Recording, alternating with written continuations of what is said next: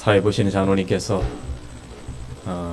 우리 교회의 자랑, 모든 교회들이 부러워하는 찬양대라고 하셔서 과연 그런가 눈 감고 잘 들어봤는데 정말 그렇네요.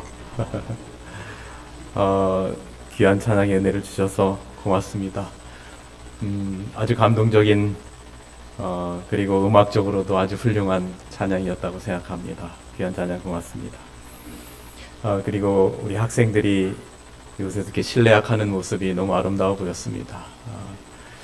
제가 우리 문막중앙교회 와서 처음 느끼는 느낌은 굉장히 따뜻한 교회다, 그런 느낌을 많이 받았고, 그리고 굉장히 아름다운 교회다, 그런 느낌을 많이 받았습니다. 여러분 만나뵙게 돼서 반갑고, 동주원 앞에 그 연초에 강습회가 1월 둘째 주부터 4월 마지막 주까지 거의 매 안식일이 강습회가 진행이 됩니다. 이번 주는 우리 영서 남부 지역에 강습회가 있어서 저희 앞에 모든 임부장들이 아마 지금 이쪽 지역의 교회들을 흩어져서 아마 오늘 말씀을 전하고, 오후에는 우리 원주 36에서 강습으로 여러분들도 그렇게 만나 뵙게 되게 됩니다. 그래서 저는 우리 원주 우리 그 영서 남부 지역에서 정해 주시는 대로 이렇게 왔는데, 또 우리 문막중앙교회가 제가 설교할 곳이라고 정해 주셔서 기쁜 마음으로 여러분 이렇게 뵙고, 또 우리 담임 목사님 참 좋으신 목사님이시고, 또 우리 사모님도 제가 잘 아는 사모님이신데, 이렇게 귀한 목사님 사모님 목회하시는 이 아름다운 교회에 와서 말씀을 전할 수 있는 귀한 특권을 인해서 먼저 하나님께 감사하고, 또 우리 조학진 담임 목사님과 또 우리 모든 성도들께 깊은 감사를 드립니다. 오늘 여러분들에게 영광스러운 새벽동이 터오리라는 제목으로 말씀을 드리겠습니다. 여러분, 사람이 누구나 살면서 인생의 터라고 여기는 것들이 있습니다. 내가 다른 건 다 양보할 수 있는데 이것만은 양보할 수 없다라고 하는 인생의 터라고 여기는 것들을 가지고 우리는 살아갑니다. 하나님, 제가 다른 건 다 양보할 수 있습니다. 그런데 이것만은 양보할 수 없습니다라고 생각하는 인생의 터라고 하는 것들이, 이것만은 무너지면 안 된다고 생각하는 인생의 터라고 생각하는 것들이 우리가 인생을 살다 보면 무너지는, 속절없이 무너지는 경험을 하면서 살아갑니다.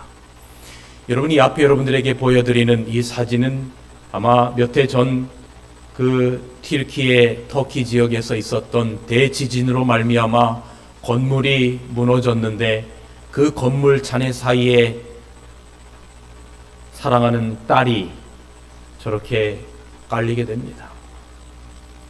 그런데 그 딸을 위해서 아무것도 해줄 수 없는 처절한 이 아버지는 그 딸의 손을 잡고 그저 멍하니 망연자실한 채 바라보고 있는, 허공을 응시하고 있는 저 사진의 모습은 전 세계 모든 네티즌들의 가슴을 울렸습니다. 하나님, 내가 다른 것들은 다 양보할 수 있는데 이것만은 양보할 수 없습니다라고 생각하는 그 인생의 터라고 하는 것이 속절없이 무너질 때 과연 우리는 무엇을 할 거라고 시편 기자는 우리들에게 질문을 던지고 있습니다. 여러분들이 인생의 터라고 여겨지는 그 어떤 것이 무너지는 경험을 하는 그 순간에 우리는 도대체 무엇을 해야 하는가? 예수 그리스도를 개인의 구주로 영접하고 하나님의 자녀가 되고 영생의 소망을 가지고 살아가는 의인이라고 여겨지는 여러분과 저는 인생의 터가 무너질 때 무엇을 해야 하는가? 대단히 중요한 질문을 오늘 이 자리에 앉아 계신 여러분과 저에게 던지고 있습니다. 이 짧은 시편 11편 3절의 이 구절에 대하여 과연 우리는 어떤 대답을 가지며 인생을 살아가고 있으십니까? 여러분, 저는 오늘 지진에 대한 이야기를 좀 드리려고 합니다. 실제로 성경에 땅이 터가 무너지는 지진의 이야기가 굉장히 많이 기록되어 있고, 그리고 인생의 터가 무너지는 수많은 이야기들이 기록되어 있는데, 그 중에 저는 오늘 먼저 구속사에 등장하는 세 번의 지진에 대한 말씀을 드리면서 설교의 마무리에 우리의 인생의 터가 무너지는 인생의 지진을 경험할 때 우리는 어떻게 해야 될 것인가 하는 부분을 살펴보려고 합니다. 먼저 구속사에 등장하는 첫 번째 지진은 예수님께서 십자가에서 운명하실 때에 있었습니다. 마태복음 27장 50절부터 51절은 이렇게 기록합니다. 예수께서 다시 크게 소리 지르시고 영원히 떠나시니라. 이에 성소의 휘장이 위로부터 아래까지 찢어져 둘이 되고 땅이 진동하며 바위가 터지고라고 기록합니다. 이때의 장면을 시대소망에는 이렇게 기록합니다. 이 세상은 전에 이런 광경을 목격한 적이 결코 없었다. 군중들은 넋을 잃고 서서 숨을 죽인 채 주님을 바라보고 있었다. 어둠은 다시 땅을 덮었고 맹렬한 천둥소리와 같은 둔탁한 울림이 들려왔다. 무서운 지진이 일어나고 많은 사람들이 함께 흔들렸다. 근처 산에서는 바위들이 산산이 갈라져 평야로 굴러떨어집니다. 무덤이 갈라져 열립니다. 시체들이 무덤 밖으로 내동댕이 쳐집니다. 삼라만상이 산상이 부서지는 것 같았습니다. 제사장들과 관원들과 군사들과 사형 집행자들과 백성들은 무서워서 말도 못하고 땅에 엎드려져 있었습니다. 여러분, 아담의 범죄 이후에 인류의 구원을 위한 구속의 경륜이 창세기 3장 15절에 발동이 됩니다. 예수님께서 여자의 후손으로 이 땅에 오셔서 사단의 머리를 짓밟고 인류의 죄의 문제를 해결하는 구속의 경륜이 발동한 지 수천 년의 시각이 지나서 오늘 우리 안교장님께서 말한 것처럼 때가 찬 시각, 예수님께서 유대력 AD 31년 1월 14일 오후 3시 십자가에 운명하시기 바로 직전에 다 이루었다라고 하는 그리스도의 입에서 발현되는 그 선언이 떨어짐과 동시에 갑자기 땅이 무섭게 흔들리기 시작합니다. 그 갈보리 언덕으로부터 그리 멀지 않은 예루살렘 성전에서는 의미 깊고 아름다운 예복을 입은 제사장은 마치 모리아산에서 아브라함이 그의 아들 이삭을 잡기 위해서 칼을 높이 들고 있었을 때처럼 제사장은 시대소망엔 그 순간을 이렇게 기록하는데, 제사장은 바로 그 순간 칼을 높이 들고 그 양의 목을 향하여 칼을 내리치려고 하는 그 순간, 그로부터 멀리 떨어지지 않은 그 갈보리 언덕에서는 예수님께서 다 이뤘다라고 하는 선언이 떨어짐과 동시에 갑자기 땅이 무섭게 흔들리기 시작합니다. 그리고 여러분이 아시는 것처럼 성소와 지성소를 가리고 있는 그 휘장이 찢어짐과 동시에 지진으로 말미암아 성전이 무너져 내리게 되는데, 양을 잡기 위해서 손을 높이 들고 있었던 제사장의 칼은 떨어지고 양은 도망가게 됩니다.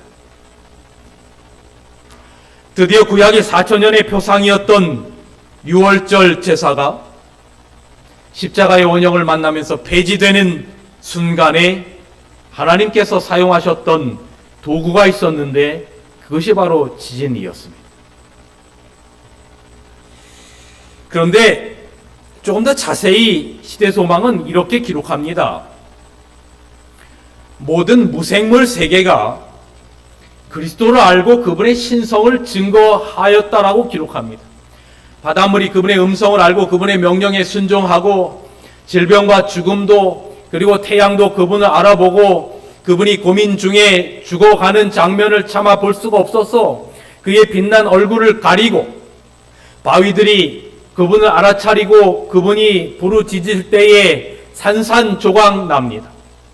무생물계가 그리스도를 알고 그분의 신성을 증거합니다. 그런데 그 다음 절에 나오는 그러나서부터 나오는 그 다음 구절은, 제가 오늘날 새벽에 이제 교회에서 목회를 할 때에 이 말씀을 묵상하는데 이 말씀이 저의 가슴에 갑자기 확 박히면서 그 다음 구절을 제가 더 이상 읽는 진도를 나갈 수가 없었어요.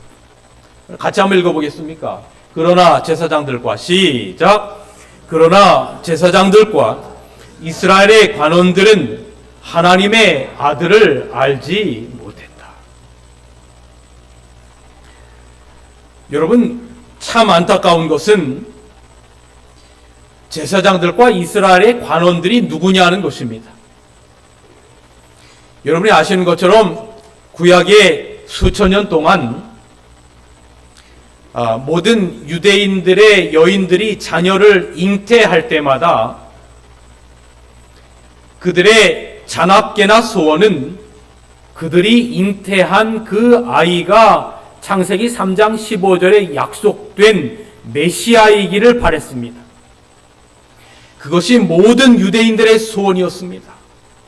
가장 성경대로 살려고 노력했던 사람들이고 가장 하나님의 율법을 완벽하게 지키려고 노력했던 사람들입니다. 성경에 대해서는 그 누구보다도 가장 잘 안다는 사람들이었고 세상의 그 어떤 민족과 백성들보다 우리는 하나님께로부터 선택함을 입은 사람들이라고 했던 사람들이 바로 유대인들이었고 제사장들이었고 이스라엘의 관원들이었습니다. 그런데 오늘 시대의 소망은 모든 피조 세계가 그분을 알고 그분의 신성을 증거하는데 제사장들과 이스라엘의 관원들은 하나님의 아들을 알지 못했다라고 기록하는 이 말씀은 세상 역사의 마지막을 살아가면서 예수님의 재림을 가장 고대한다라고 말하는 제7 안식일 예수 재림교인인 여러분과 저에게 다시 한번 경종을 울리는 말씀이라고 생각합니다. 이 세상 그 어떤 누구보다도 예언의 말씀을 가장 잘한다라고 자부하는 우리들, 세상 역사의 마지막에 하나님의 남은 자손으로 선택함을 입었다라고 자부하는 여러분과 저는 오늘날 여러분 세상 역사가 매 해마다 역사 이래로 유례 없는 관측 이래로라고 하는 말들이 해마다 매스컴을 통해서 되풀이되는 시대를 살아가고 있는 우리들, 예수께서 이 땅에 오시기 직전에 이런 일들이 일어나겠다라고 하는 것이 우리의 가시적인 안목 가운데 그대로 실현되고 있는 그런 상황 가운데 모든 피조세계가 그분의 재림을 가까웠음을 알고 그분의 신성을 증거하는데, 그러나 과연 제7일 안식일 예수 재림 교인들인 여러분과 저는 하나님의 아들을 알지 못했다라고 하는 말씀이 혹시 우리들에게 하시는 말씀이 아닌가라고 하는 생각이 들어서 그 어느 날 새벽에 제가 이 말씀을 읽다가 더 이상 진도를 나갈 수 없었고 다시 한번 마음을 하나님께 깊이 드리는 시간을 가졌던 이 말씀이었습니다. 이렇게 예수님께서 십자가에 달리실 때 구속사의 첫 번째 지진이 예수님께서 운명하실 때 있었습니다. 그 다음에 구속사의 두 번째 지진은 예수님께서 부활하실 때 있었습니다. 안식일이 다 지나고 안식 후 첫날이 되려는 새벽에 막달라 마리아와 다른 마리아가 무덤을 보려고 갔더니 큰 지진이 일어났다라고 기록합니다. 이 장면에 대해서도 시대에서만 이렇게 기록합니다. 한 지진 그리스도께서 목숨을 거두신 시간을 알렸고, 다른 지진은 그분이 개가를 부르며 생명을 찾으신 순간을 알려주었다.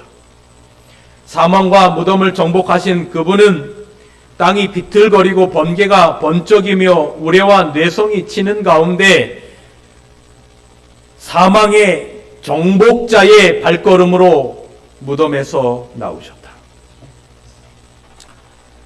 수많은 로마 병사들이 예수님의 무덤을 지키던 유대력 AD 31년 1월 16일 일요일 새벽이었습니다.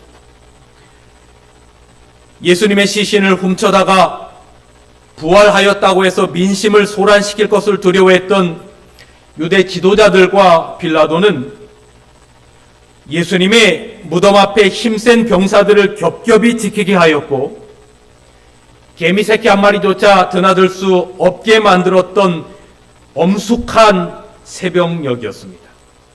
그런데 여러분, 하늘은 준비하고 있었습니다. 아무리 이 땅에서 사단의 세력이, 암흑의 세력이 하나님의 거룩한 구속사의 시간표를 방해하려고 한다 할지라도 때가 찬 시각 하늘은 준비하고 있었습니다. 루스벨의 타락 이후에 그 천사장의 자리에서 하나님을 섬기던 가브리엘 천사가 예수님의 무덤 가까이에 이르렀을 때에 하나님께서 가브리엘 천사를 스탠바이 시키셔서 가브리엘 천사야, 드디어 때가 되었느니라 하나님의 명령과 함께 가브리엘 천사는 시공간을 초월해서 예수님의 무덤 가까이 이르게 되었을 때 시대 소망에는 이때 왔던 이 천사가 예수님께서 태어남을 알렸던 바로 그 천사라고 그렇게 기록하고 있습니다. 그런데 그 천사가 가까이 이르자마자 갑자기 땅이 진동하기 시작합니다. 예수님의 무덤을 겹겹이 지키고 있었던 로마 병사뿐만 아니라 사단의 군대들이 전부 다 물러나갑니다. 그리고 지진이 나고 땅이 갈라졌어요.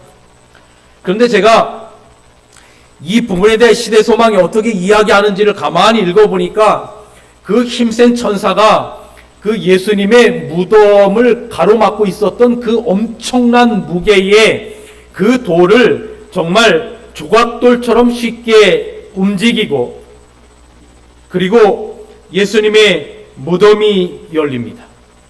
여러분, 그 다음에 이 가브리엘 천사가 아직 무덤 가운데 누워 계신 예수님께 대하여 뭐라고 말하냐면 이렇게 말씀하시는데, 제가 이 말씀이 저는 굉장히 멋있습니다. 이렇게 가브리엘 천사가 예수님께 말합니다.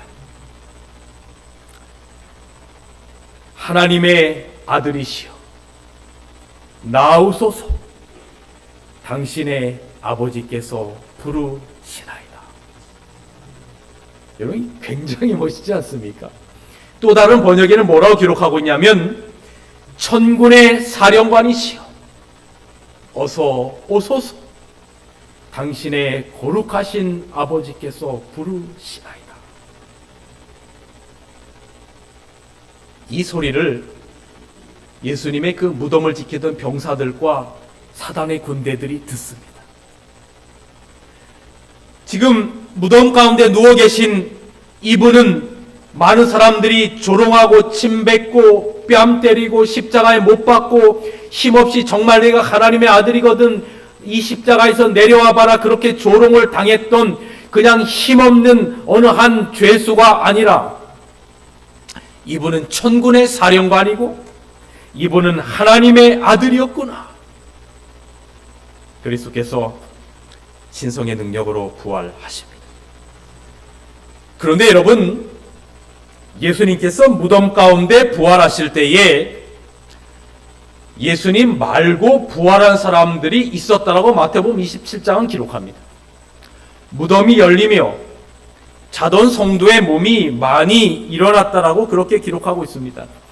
바울은 이때의 장면에 대하여 여기 에베소서 4장에 이렇게 기록합니다. 그러므로 이르기를 그리스도께서 위로 올라가실 때에 사로잡혔던 자들을 사로잡으시고, 다시 말하면 승천하실 때에 사망으로 말미암아 사로잡혔던 자들을 사로잡으시고 여러분과 저에게 이 무덤 가운데서 일어난 그 사람들이 여러분과 저에게 여기 뭐라고 기록하고 있냐면 선물이라고 기록하고 있습니다.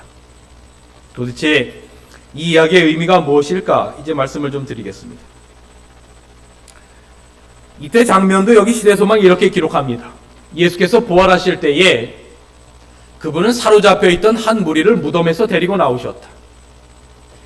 예수께서 운명하실 때 있었던 그 지진은 그들의 무덤을 깨트려 열었으며 그분이 부활하실 때는 그들도 그분과 함께 일어났다라고 기록합니다.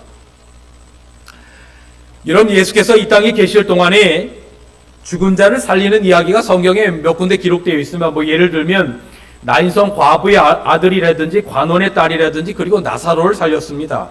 그런데 여러분, 그들은 불멸의 몸을 입고 부활하진 못했습니다. 부활했다가 다시금 죽음에게 정복당했습니다. 아마 예수님 이 땅에 오실 때에야 그들이 불멸의 몸을 입고 부활할 것입니다. 그런데 예수님께서 무덤 가운데서 부활하실 때에 부활해서 하늘로 승천한 그들은 영원한 생명을 가지고 부활했습니다. 여기 시대소망 786페이지 이렇게 기록합니다. 그들은 죽음과 무덤을 이기신 그리스도의 선악간의 대쟁투로의 전승 기념으로서 그분과 함께 뭐 있다라고 기록합니까? 승천하였다라고 기록합니다. 자, 그렇다면 이들이 누구일까? 예수님께서 하늘로 승천하실 때 무덤 가운데 부활하실 때 부활시키고 승천하실 때 하늘로 데려갔던 그들이 도대체 누구일까? 이런 재림교회 꽤 많은 학자들이 그들은 요한계시록 4장의 하나님 보좌 주변에 있는 24 장로들일 것이라고 추측을 합니다. 그 이유는 이렇습니다. 여러분, 이 땅에서 구원받은 자들이 하늘에 올라가서 받는 상급이 있습니다. 여러분과 제가 구원받으면, 그리고 구원받아서 하늘에 올라가면 하늘에서 얻는 상급들을 성경에는 곳곳에 기록하는데 요한계시록 2장과 3장을 보면 이렇게 표현되어 있어요. 이기는 자에게는 내가 이런 것들을 주겠다라고 표현하는데 그 이기는 자들이 얻는 상급들이 이런 겁니다. 이기는 자들은 생명나무의 과실을 주어 먹게 하겠다. 이것이 여러분과 저의 경험이 되기를 간절히 축원합니다. 이기는 자들에게는 둘째 사망의 해를 당하지 않게 하겠다. 역시 여러분과 제가 경험하는 놀라운 축복이 되기를 기도합니다. 이기는 자들에게는 감추었던 만나와 흰돌을 주겠다. 그 다음에 이기는 자들은 새벽별을 주겠다 하는 것처럼 이 땅에서 구원받은 자들이 얻는 상급 가운데 하나가 뭐냐면 이기는 자들에게는 흰옷을 주어 입게 하겠다. 그 다음에 이기는 자들에게는 하나님의 보좌에 앉게 하겠다. 그 다음에 이기는 자들에게는 머리에 금면류관을 씌워 주겠다. 이것이 이 땅에서 구원받은 자들이 얻는 상급들입니다.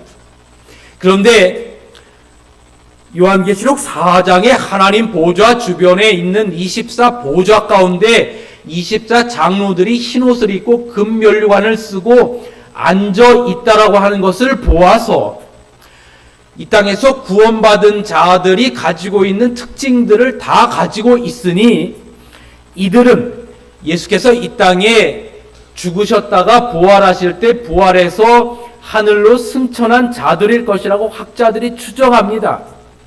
그런데 여러분, 그들이 누구냐 하는 것은 솔직히 오늘 여러분과 저에게 그렇게 중요한 문제는 아니에요. 이건 여러분과 제가 하늘나라에 가보면 알 문제입니다. 그렇습니까? 그렇습니다. 그러면 오늘 세상 역사의 마지막을 살아가고 있는 여러분과 저에게 정말로 중요한 건 이들이 누구냐 하는 이들의 정체성의 문제가 아니라 정말로 중요한 것은 왜 예수님께서 부활하실 때에 죽었던 자들을 데리고 함께 하늘로 승천을 시키셨느냐라고 하는 그 이유가 중요한 것입니다. 그 이유가 무엇인가? 시대소망 786페이지 부활한 성도들은 주의 죽은 자들은 살아나고 우리의 시체들은 일어나리라고 하는 이 말씀이 진리라고 하는 것을 증거하였다라고 기록합니다. 예수님이 부활하실 때 함께 부활한 그들의 부활은 티끌에 거하는 자들아 너희는 깨어 노래하라. 주의 이슬은 빛난 이슬이니 땅이 죽은 자를 내어놓으리라는 예언의 성취에 대한 한 예증이었다라고 기록합니다. 2014년 4월 16일 세월호가 진도 앞바다에서 갸우뚱하며 넘어가는 그 순간 저는 팽목항 그 진도 앞바다에 바로 그 순간에 있었습니다. 바로 그날 목포 지역에 있는 목사님들을 대상으로 하는 세미나가 있어서 세미나를 갔다가 그 소식을 접하게 되었습니다. 이제 함께 목사님들과 함께 세미나를 좀 일찍 마치고 그 소식을 접해서 이제 팽목항으로 몇몇의 목사님들과 함께 차를 타고 가보았습니다. 눈에 닿을 듯이 배가 기울어져서 넘어가고 있는 바로 그 순간인데, 그 소식을 전해들은 이 배에 탄 가족들을 두고 있는 이 사람들이 정말 넋이 나간 모습으로, 뭐 우리나라의 표현에 혼이 나갔다 이런 표현이 있는데 정말 혼이 나간 그런 모습으로 그 팽목항 그 앞바다에 이 달려와서는, 여러분 이게 참 말이 그렇지, 지금 내 가족이, 내 자식이 눈에 닿을 듯 그 배에서 이제 죽어가는데 그들을 위해서 해줄 수 있는 것이 아무것도 없는 이 부모의 심정, 정말 저는 사실 그 팽목항에서 하나님께서 아담 부부를 잃어버리시고 하나님의 마음이 어땠을지 창세기 3장의 모습을 보는 듯한 느낌이었어요. 부모들이 이 경찰이 오고 소방대원이 오면 그들의 바지끄댕이를 붙잡고 내 아들, 내 딸을 살려달라는 울부짖음이 만연했던 그 순간인데, 갑자기 제 옆에서 절규하는 어느 한 아주머니가 소리를 지르면서 저 배 안에 있는 자기 딸에게 지금 카톡이 왔다는 겁니다. 근데 그 카톡을 옆에서 읽어주면서 옆에서 졸도하는 모습을 제가 보는데 이런 내용이 쓰여 있다는 거예요. 엄마, 내가 있는 선실에 물이 들어오기 시작했어. 아무래도 살지 못할 것 같아. 엄마의 딸로 태어나서 너무나 고마웠어. 엄마, 혹시 내가 잘못되더라도 엄마 너무 슬퍼하지 마. 엄마 너무나 사랑해. 다시 태어나도 엄마의 딸로 태어나고 싶어. 엄마 사랑해라고 하는 그 딸로부터 온 그 카톡을 읽고 이 어머니는 거의 그 자리에 주저앉아서 넋을 잃은 모습을 보는데, 생명을 존재케 한 자식을 잃는다는 것이 어떤 것인지를 보는 겁니다. 그런데 그로부터 꽤 시간이 지나고 난 다음에 뭐 한동안 다 장례를 치르지 못했으니까요. 장례를 치르는데 안타깝게도 그 세월호에서 죽은 어느 한 자녀를 잃은 그 어머니가, 저희 재림교인 어머니가 있었어요. 제가 아는 분이었는데 저에게 연락이 왔어요. 목사님, 우리 딸 장례를 이제 치르는데 목사님 발인 예배에 말씀을 좀 해주세요. 그래서 제가 그 발인 예배 설교를 하기 위해 단에 섰는데, 지금까지 이 한 27년의 시간의 목회 생활 동안 수없이 많은 장례식을 치러봤지만 그때와 같은 그런 정말 뭐라고 표현할 수 없는, 어떤 말을 해야 될지 감이 떠오르지 않는 그렇게 힘든 장례식을, 말씀을 힘겹게 그곳에 참석한 모든 사람들이 다 눈물 가운데 마지막 예배를 마치고 이제 유가족 인사를 하는데, 그 아버지는 믿지 않는 분이었는데 그 아버지 나와서 간단하게 인사를 한 다음에 이 어머니가 자기도 한마디 하겠다고, 이 교회 집사님이셔요.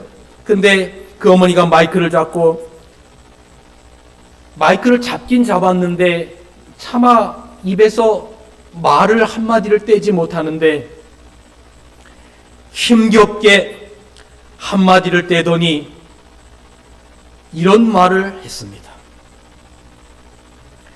나는 부활이요 생명이니 나를 믿는 자는 죽어도 살겠고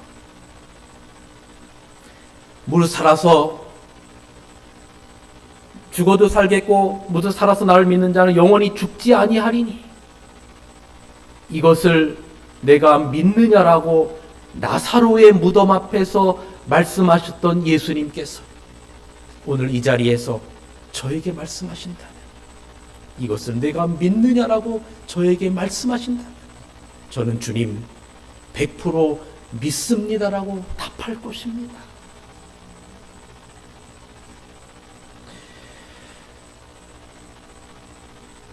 예수님께서 왜 무덤 가운데서 부활하실 때 이 땅에서 죽었던 자들에게 영원한 생명을 주어서 하늘로 부활시켰냐 하면, 그리스도 안에서 이렇게 애달게 헤어졌던 가족들을 다시 만날 수 있는 부활의 아침이 있다라고 하는 것이 진리임을 증거하기 위해서 그들을 부활시켜서 하늘로 데려갔다라고 약속하시는 겁니다. 이것이 우리의 소망입니다. 바로 구속사에 등장하는 두 번째 지진, 예수님의 부활과 한 무리의 부활이 있었습니다. 세 번째, 구속사에 등장하는 세 번째 지진은 예수님께서 천만천사와 함께 이 땅에 재림하실 때 역사적으로 가장 엄청난 지진이 있을 것입니다. 성경 곳곳에는 예수님께서 이 땅에 재림하실 때 땅과 하늘이 진동하고 종이축이 말리는 것처럼 뒤틀어지겠다라고 하는 이야기가 성경 곳곳에 기록되어 있어요. 여기 히브리서 12장에도 땅만 아니라 하늘도 진동하겠다. 이사야 24장도 땅이 깨어지고 흔들리겠다. 34장에 하늘의 만상이 사라지고 하늘의 두루마리처럼 말리겠다. 베드로서 3장에도 하늘이 큰 소리로 떠나가고 체질이 뜨거운 불에 풀어지겠다. 예수님께서 재림하실 때 구속사의 세 번째 엄청난 지진이 있을 것이라고 기록합니다. 이 부분도 시대성은 이렇게 묘사합니다. 구속사의 첫 번째 지진은 그리스도께서 다 이뤘다라고 말씀하시면서 숨을 거두신 시간을 알렸다면, 또 다른 지진은 그분이 부활하신 그 순간을 알렸고, 그리고 또 다른 지진은 예수께서 세상에서 다시 오실 때에는 땅만 아니라 하늘도 진동시킬 것이라고 기록합니다. 그런데 여러분, 예수께서 부활하실 때는 한 무리의 죽은 자의 부활만 있었지만, 예수님께서 이 땅에 천만천사와 함께 재림하실 때는 아담 이후로 그리스도 안에서 잠자던 모든 자들의 동시다발적인 부활이 있을 것입니다. 주께서 호령과 천사장의 소리와 하나님의 나팔로 친히 하늘을 쫓아 강림하시리니 아담 이후로 그리스도 안에서 죽은 자들이 먼저 일어나고. 그럼 여기 증언의 말씀을 보시기 바랍니다. 그리스도께서 신실한 사람들을 자신에게는 모아드리기 위하여 오실 때 마지막 나팔이 울려 퍼질 것이다. 가장 높은 산들의 꼭대기에서부터 가장 깊은 동굴의 가장 낮은 곳에 이르기까지 온 땅이 그 소리를 들을 것이다. 그리고 그들은 불멸의 몸을 입고 그들의 주님을 만나기 위하여 나올 것이다. 제가 2011년도에 유학을 마치고 춘천중앙교회에서 이제 목회를 할 때입니다. 이제 처음 춘천중앙교회로 발령을 받아서 성도들의 가정을 방문을 하는데, 어느 한 집사님의 댁을 방문을 갔더니 그 집사님의 댁에는 여러 가지 표창장과 상들이 이렇게 참 즐비하게 벽에 쫙 걸려 있었는데, 역대 대통령으로부터 받은 표창장과 그리고 대통령들과 찍은 사진이 이렇게 자람처럼 벽에 걸려 있는 그런 집안이었습니다. 알고 보니까 그 집사님은, 여집사님은 춘천중앙교회 집사님이시고, 남편분은 교인은 아니신데 사회적으로 꽤 높은 자리에까지 오르셨던 분인데, 제가 방문을 갔을 때는 남편분은 이 하반신 마비로 말미암아 침대에 누워 계신 상태에 있었습니다. 그해 가을에 제가 그 집사님의 성함이 조정아라고 하는 집사님이었는데, 제가 그 집사님께 이렇게 여쭙습니다. 집사님, 내년 봄이 되면 남편분 침례를 좀 드리면 좋겠습니다. 그랬습니다. 그랬더니 집사님이 정말로 좋다고, 목사님 그런데 제 남편이 이렇게 움직이지 못하는데 어떻게 침례를 줍니까? 그래서 이런 분들을 침례 줄 수 있는 방법이 있으니까 제가 겨울 내내 일주일에 한두 번씩 와서 남편에게 성경을 가르치고 날 따뜻해지는 봄이 되면 침례를 좀 드립시다. 그랬더니 너무 좋대요. 그렇게 하기로 약속을 했습니다. 그런데 그해 겨울 어느 한 교인 집을 방문을 하고 있는데 그 집사님으로부터 전화 한 통이 울렸습니다.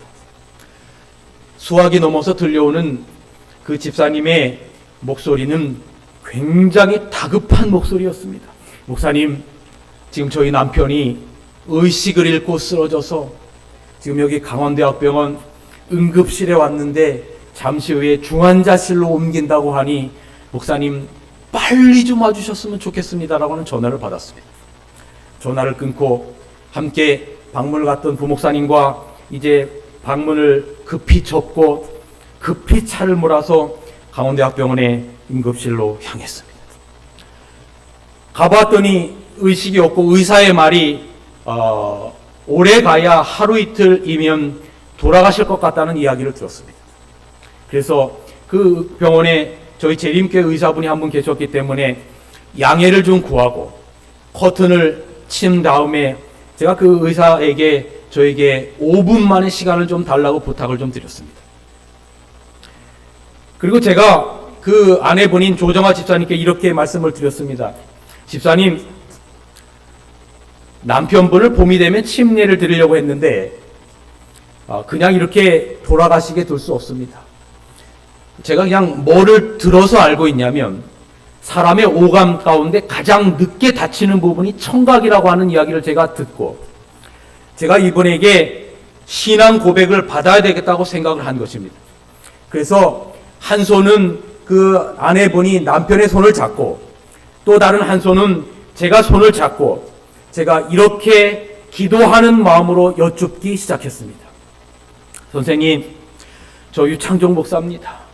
선생님, 봄이 되면 침례를 드리려고 했는데 이제 의사의 말이 회생하지 못할 것 같다고 말합니다. 제가 선생님을 그냥 이렇게 보내드릴 수 없습니다. 제가 지금부터 선생님과 함께 저와 성경 공부를 했던 내용을 가지고 간단하게 신앙 고백을 할 테니 그렇게 믿으시면, 저는 그냥 제 말을 들으리라고 하는 그냥 당찬 믿음을 가지고 그냥 그렇게 한 겁니다. 제가 마지막에 그렇게 믿으십니까 하면 선생님의 손으로 제 손을 꼭 움켜주시기 바랍니다. 제가 그렇게 부탁을 드리고 이제 이렇게 여쭈는 겁니다. 선생님, 지금으로부터 2000년 전 갈보리 언덕에서 십자가에 달리시면서 보혈의 피를 흘리시면서 아버지, 저들을 용서하여 달라고 했던 그 저들 속에는 로마 군병들과 십자가에 못 박는 자들과 조롱하는 자들만을 위한 게 아니라 바로 선생님과 저를 위한 용서였습니다. 그러므로 그분이 십자가에서 흘리신 그 보혈의 피는 선생님의 죄를 덮고도 남음이 있습니다. 선생님을 이 세상 그 누구보다도 사랑하시는 그 예수 그리스도께서 선생님을 용서하셨고 선생님을 위하여 보혈의 피를 흘리셨음을 믿으시며 예수 그리스도를 선생님의 개인의 구주로 영접하시면 손을 꼭 잡아주시기 바랍니다. 근데 그렇게 믿으십니까? 라고 여쭙던 바로 그 순간 아무런 의식이 없이 그냥 누워있는 듯한 그 선생님의 손이 약간의 힘이 주어지면서 저의 손과 그 아내의 손을 꼭 붙잡았어요. 그로부터 이틀 후에 잠드셨습니다. 여러분 여기 말씀 보세요. 여기에 우리가 그를 위하여 하나님께 기도하던 한 사람이 있다. 저기에 우리가 그의 임종의 베개 밑에서 이야기하던 한 사람이 있다. 그는 그의 의지 없는 영혼을 예수께 맡겼다. 여기에 또 불쌍한 술주정뱅이였던 사람이 있다. 우리는 구원하기에 능하신 예수께 그의 시선을 고정시키게 하려고 노력하였고 그리고 그리스도께서 그에게 승리를 주실 수 있다라고 말하였다. 그들의 머리 위에는 불멸의 영광스러운 면류관이 있다. 아멘. 있을 것이다가 아니라 있다라고 말합니다. 저는 그 마지막 순간에 그분의 죽어가는 그 상황 가운데서도 저의 손과 그 아내의 손을 꼭 잡았던 그 신앙 고백은 우리 주님 영광 가운데 이 땅에 오실 때 그를 그 부활의 자리에 참여하게 하실 것으로 믿습니다.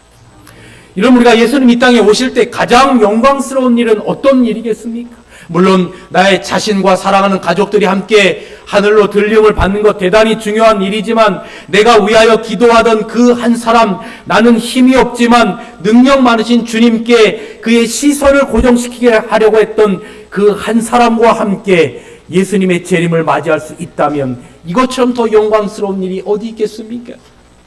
그 영광의 자리에 여러분과 제가 꼭 함께 하게 되기를 간절히 바랍니다.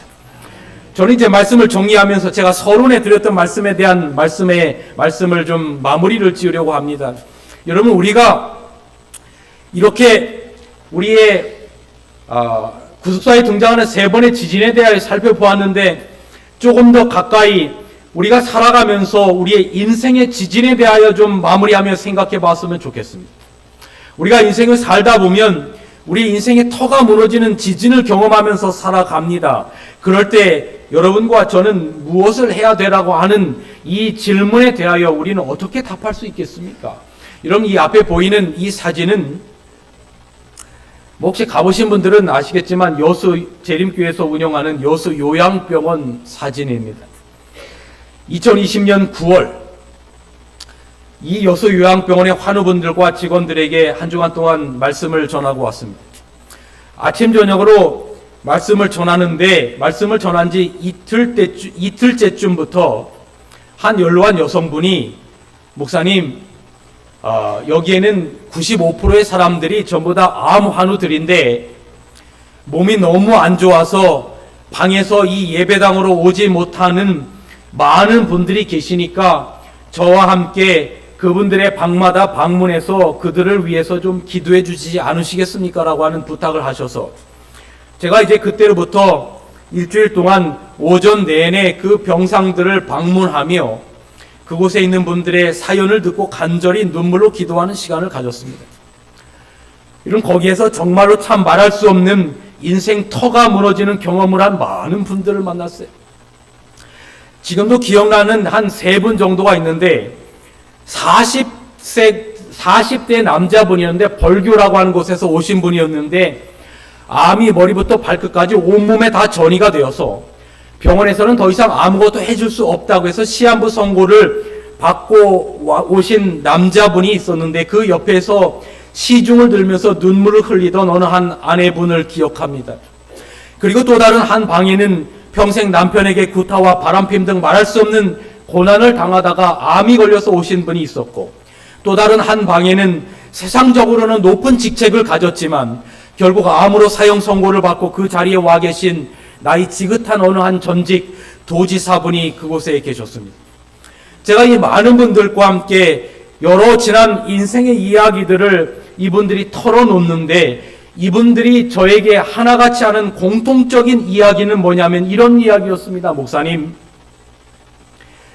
제가 왜 지난 삶을 하나님 없이 무언가를 잡기 위해 그리도 정신없이 달려왔는지 모르겠습니다.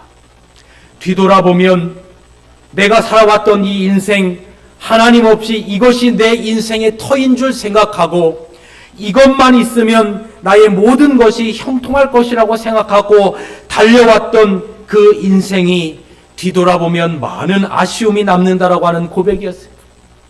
근데 제가 그들의 이야기를 들으면서 머릿속에 떠올랐던 성경절이 하나 있었는데 그게 요한계시록 18장의 이야기입니다. 이런 계시록 18장은 바벨론이 멸망하는 이야기가 나오는데 물론 저희 재림교에서 신학적으로 이 바벨론이 무엇을 의미하는지는 알지만 이러면 사실은 이 바벨론을 오늘 저의 설교의 말씀과 비추어 보면 인생의 터라고 여겨지는 것들이 정말로 많은 세력이 이 바벨론입니다.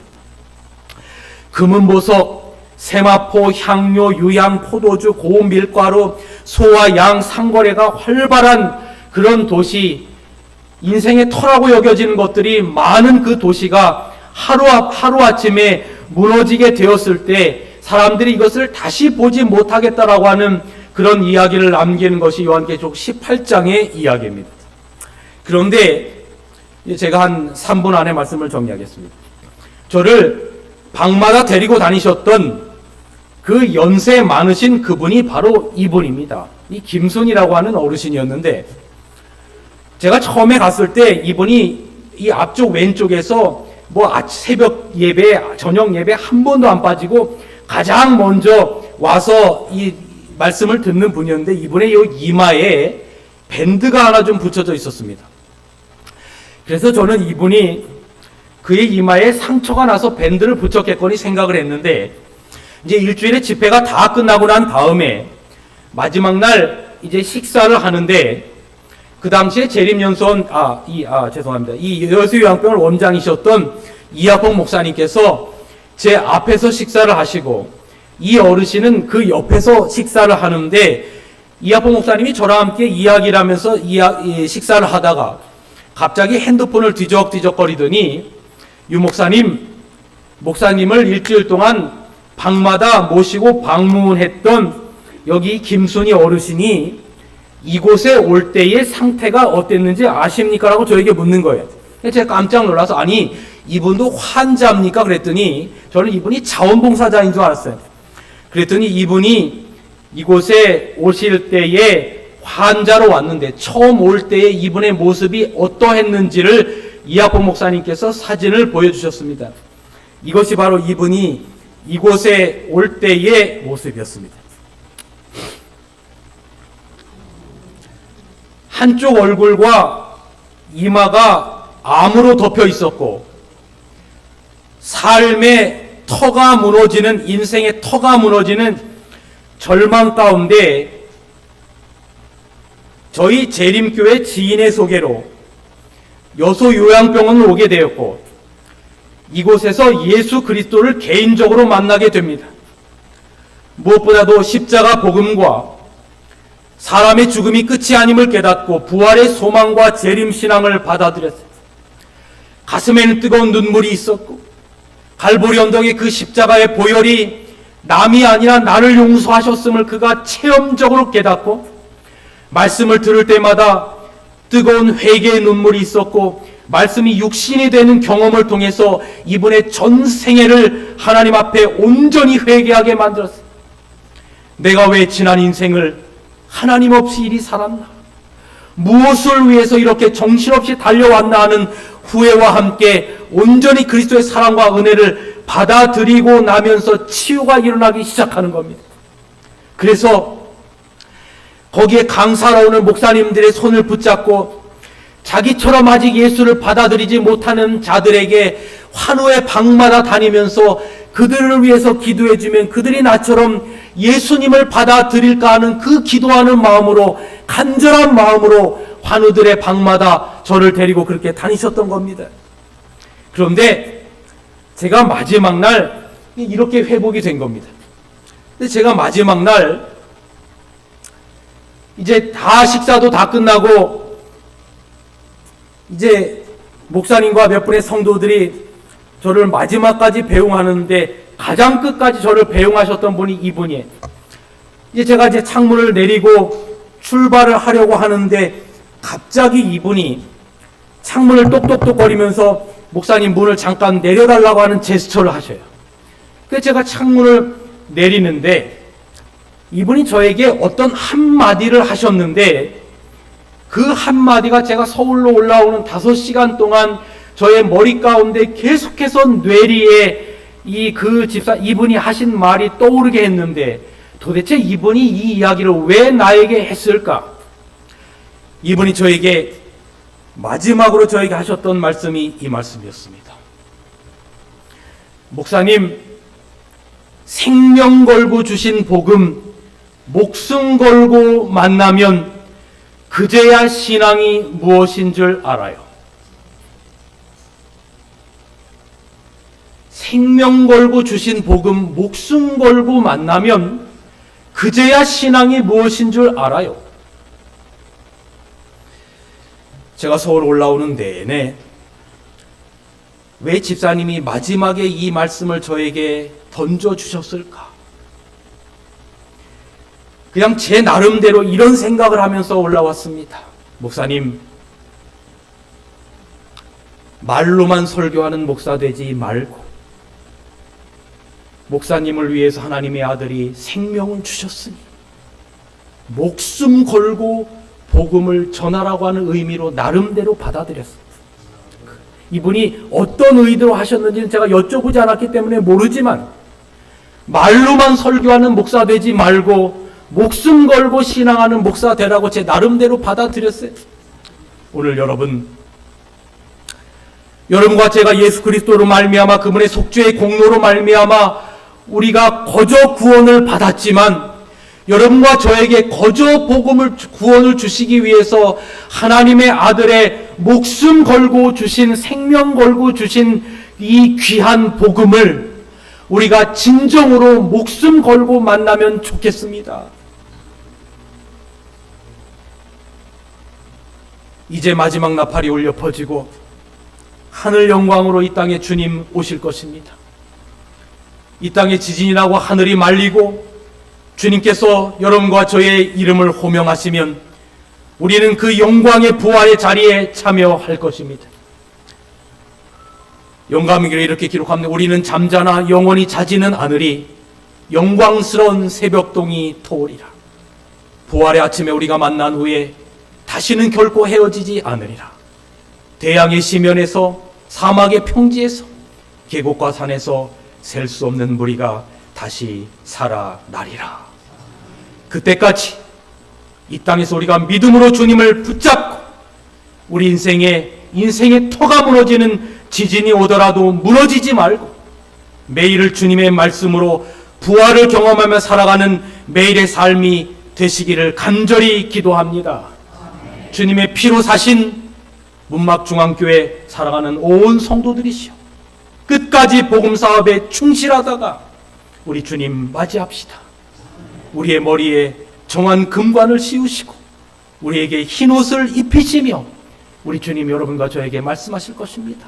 잘하였도다 착하고 충성된 종아, 내가 작은 일에 충성하였으니 창세로부터 예비된 나라를 상속하라는 주님의 음성에 아멘으로 반응하는 여러분과 제가 되기를 간절히 바라면서 말씀을 줄이겠습니다.